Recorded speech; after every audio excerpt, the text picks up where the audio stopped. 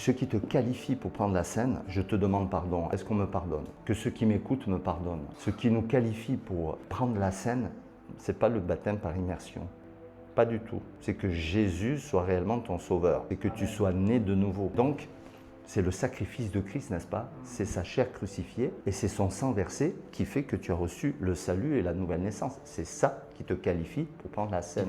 Tu crois que Jésus c'est ton sauveur, tu as la foi, tu manges. Après, le baptême c'est un engagement supplémentaire, c'est un pas d'obéissance que tu fais.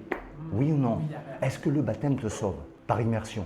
Ben, bien sûr que non. C'est la nouvelle naissance qui te sauve. Oui ou non? Jésus dit, celui qui croira et qui sera baptisé sera sauvé. Ah ben tu vois, pasteur, tu dis le contraire de ce que dit Jésus. Jésus dit que si tu crois que tu seras baptisé, alors tu seras sauvé. Oui, non, mais le mot baptême, c'est le mot baptisme. C'est être plongé profondément dans un liquide ou faire une profonde expérience. Là, Jésus dit, si tu crois et que cette foi t'amène à l'expérience de la nouvelle naissance, le baptême, alors tu seras sauvé. C'est la nouvelle naissance qui ne soit pas le baptême par immersion.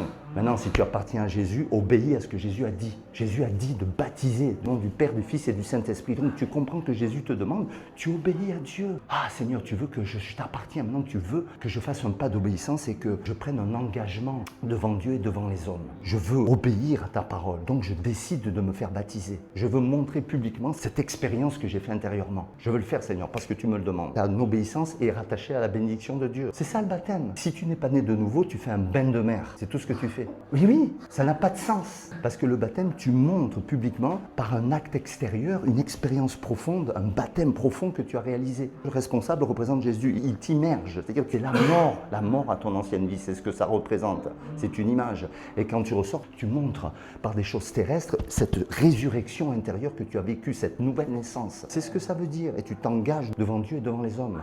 Tu prêtes ta allégeance à l'agneau de Dieu. C'est ce que tu fais.